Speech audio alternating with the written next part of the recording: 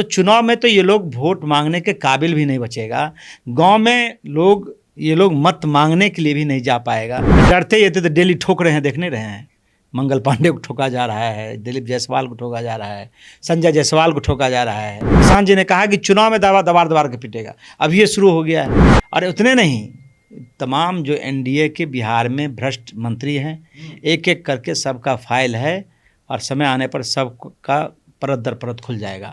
और जब बेतिया के छावनी फ्लाईओवर का मामला अब राजनीतिक तूल पकड़ चुका है। इस मामले को लेकर बीजेपी के सांसद संजय जायसवाल ने प्रशांत किशोर को नोटिस भेज दिया है। इसी मुद्दे पे बातचीत करने के लिए जनसुराज चुनाव अभियान समिति के प्रमुख और पूर्व विधायक किशोर कुमार मुन्ना जी हमारे साथ हैं। मुन्ना जी, क्या लग रहा है? नहीं, उन्होंने ये आरोप लगाया है और आज लीगल नोटिस भेजा है कि प्रशांत किशोर जी ने हमें टुटपुंजिया नेता कहा। उन्होंने ये भी कहा है कि हमारा पेट्रोल पंप जो है उसको चलने के लिए, वो निर्बाध रूप से चले, उसके लिए पुल का अलाइनमेंट चेंज करवा दिया। तो उन्होंने कहा कि ये बेबुनियाद है। लेकिन भाई बेतिया जो है वो 7 साल नहीं 30 साल से लगातार वहाँ के लोग ओवरब्रिज की वजह से कष्ट में रहता था, जाम में फंसा रहता था। कई लोगों की जान गई। शहर के लोगों ने आंदोलन किया और वह पुल बहुत मशक्क़त के बाद, जनता के आंदोलन के बाद 2017 में उसका काम प्रारंभ हुआ। 2 साल में उस काम को पूरा होना था। रेलवे डिपार्टमेंट के जो कॉन्ट्रैक्टर थे, आप देखिएगा बेतिया चंपारण के इलाके में रेलवे डिपार्टमेंट का ही ओवरब्रिज पर पुल बनाया है, अन्य जगह पुल निर्माण निगम बनाया है। तो 2 साल में जो बनना चाहिए वो 7 साल से ज़्यादा उसमें समय लग गया। मतलब 2017 का पुल कंप्लीट, उसका उद्घाटन 2025 में हुआ। तो क्यों हुआ? संजय जायसवाल जी चाहते थे कि ये पुल जहाँ से मेरा पेट्रोल पंप शुरू हुआ है वहाँ से ये उठे, जिससे हमारा पंप का धंधा बंद नहीं हो। अपना पंप के धंधा को चालू रखने के लिए उन्होंने बेतिया के लोगों का ख्याल नहीं रखा। बेतिया हमेशा उस पुल की वजह से इतना कष्ट में रहता था, इतना जाम में रहता था। लोग सड़क पे थे, लोग आंदोलित थे, लोगों का जान जा रहा था। लेकिन उसका अपना पेट्रोल पंप चलाना था, उनका धंधा चलाना था। उनकी कोई नई बात ये नहीं है, ऐसे करते ही रहते हैं। और यदि इस तरह का सोच एक एमपी का, वो भी लगातार कितने बार का एमपी हो गया, वो 3-4 बार का एमपी हो गया जी। तो लगातार जो एमपी रहा हो उसकी प्राथमिकता क्षेत्र रहता है, जनता रहता है। लेकिन उनका प्राथमिकता वो पंप है। उन्होंने कहा कि ये पंप मेरा नहीं। अरे भाई, उस पंप का जो नाम है उनके माताजी के नाम पे है और उसमें लिखा हुआ एंड सन्स, न दोनों बेटा के नाम से था। अभी जब बंटवारा हुआ है तब उनके छोटे भाई दीपक और बबलू जो है उसको वो पंप मिला है। ठीक है, तो एक तुच्छ पैसा कमाने के लिए आपने बेतिया के लोगों को बरसों से सजा दिया है। तो जनता भाई इस बार समझ गई है और माफ़ नहीं करेगी आपको। आप नोटिस दीजिए। आप तो टुटपुंजिया नेता साबित हो गए हैं। यदि प्रशांत जी ने आपको कहा तो सही कहा, और ये प्रशांत जी का आरोप नहीं है, बेतिया के एक एक लोगों के जुबान पर है कि भाई पुल के लिए ही तो वो ओवरब्रिज को रोका गया था, पुल नहीं बनने दिया जा रहा था।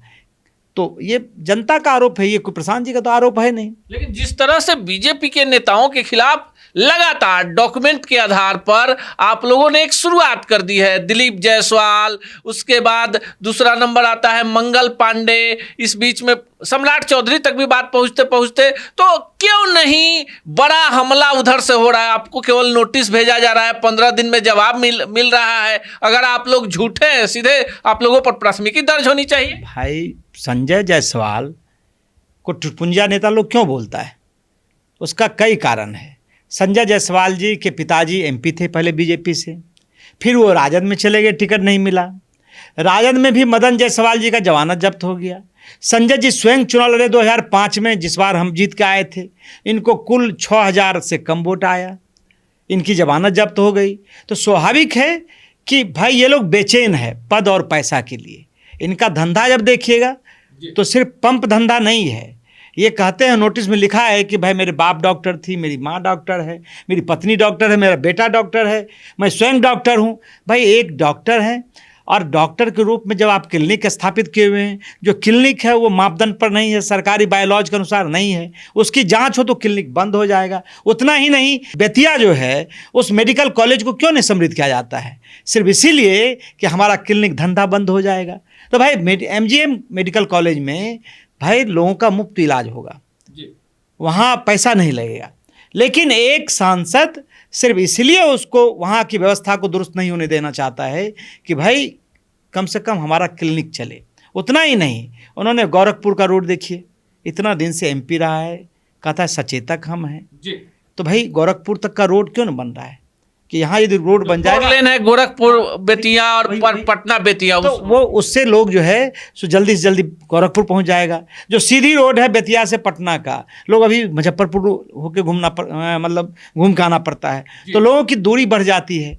तो एक MP के रूप में उसकी चिंता बेतिया वालों के लिए नहीं है। एक डॉक्टर के रूप में कैसे हमारा परिवार गरीब लोगों का खून चूसे, इलाज के नाम पर धंधा करें, पंप के नाम पर, कहता है मेरा भाई है। भाई तुम्हारा भाई तो था, ये एस्टेब्लिश्ड है।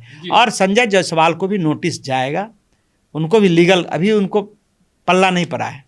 लेकिन एक सवाल मुन्ना जी, आप ही से हम शुरू करते हैं। 2 टर्म के आप विधायक हैं, आपके पिताजी शिक्षक रहे, आपके परिवार में लोग आज़ादी की लड़ाई लड़े, लेकिन वहीं संजय जायसवाल कहते हैं कि गुंडों की जमात है, अपराधियों की जमात है जनसुराज। तो बता दीजिए, आप तो वरिष्ठ सदस्य हैं, क्या आप लोग गुंडों की जमात हैं? भाई संजय जायसवाल पर उनका जो MP में नामांकन हुआ है, उस फाइल को निकाल लीजिए, उन पर आधा दर्जन से कम मुकदमा नहीं है। जो चंपारण में केस हुआ है उसमें उन पर दंगा भड़काने का आरोप है, हथियार रखने का आरोप है, उनका मुंह है दिखाने के लिए जो बोल सके। भाई सवाल ये है कि उस आदमी के पास कोई विजन नहीं है, भाजपा के नाम पर अपना जीत रहा है, और उनको जवाब मिलेगा, ऐसा जवाब मिलेगा जनसुराज का के तरफ से भी लीगल नोटिस उनको जाएगा। लेकिन एक और सवाल कि जो जायसवाल जी हैं, संजय जायसवाल हैं, लोकसभा चुनाव में मनीष कश्यप के चलते बच गए। आपको नहीं लगता है कि मनीष कश्यप को आप लोग अपनी पार्टी में लेकर आते हैं तो एक अकुलाहट हो गई है कि मनीष जायसवाल तो आने के साथ चंपारण में पूरा तहलका मचा देंगे और अनाप शनाप बयान हो रहा है? स्वाभाविक है कि मनीष कश्यप जब गए थे बीजेपी में, तो आपने देखा होगा कि बीजेपी के बड़े बड़े लीडर उनको मंच साझा किया था उनके साथ। उनका अपना प्रभाव है, उनमें प्रतिभा है, तो लोगों ने उन लोगों ने, और बीजेपी का ये इतिहास रहा है यूज एंड थ्रो, उपयोग करो और उसको फेंक दो। तो मनीष कश्यप भाई गलत जगह चले गए थे, अब वो आए हैं जनसुराज में, तो स्वाभाविक है कि भाई उनके ऊर्जा से आपको सफलता मिली है, तो उनके ही ऊर्जा से आप नष्ट हो जाइएगा, उन्हीं की ऊर्जा से नष्ट हो जाएगा। लेकिन आप लोगों को डर नहीं ना है? भाई बीजेपी की सरकार है, केंद्र में है, बिहार में है, पूरा ED CBI सब उनके जेब में है।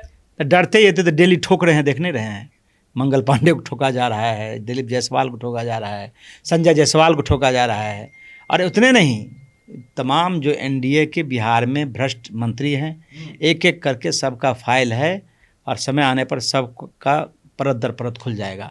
और जब परत दर परत खुल जाएगा तो 25 में अभी आप देख रहे हैं, मंगल पांडे को लोग देख रहा है, श्रवण कुमार को देख रहा है, अशोक चौधरी को देख रहा है, जनता दौरा दौरा के पीट रही है। प्रशांत जी ने कहा कि चुनाव में दबार के पीटेगा, अब ये शुरू हो गया है। तो चुनाव में तो ये लोग वोट मांगने के काबिल भी नहीं बचेगा, गाँव में ये लोग मत मांगने के लिए भी नहीं जा पाएगा।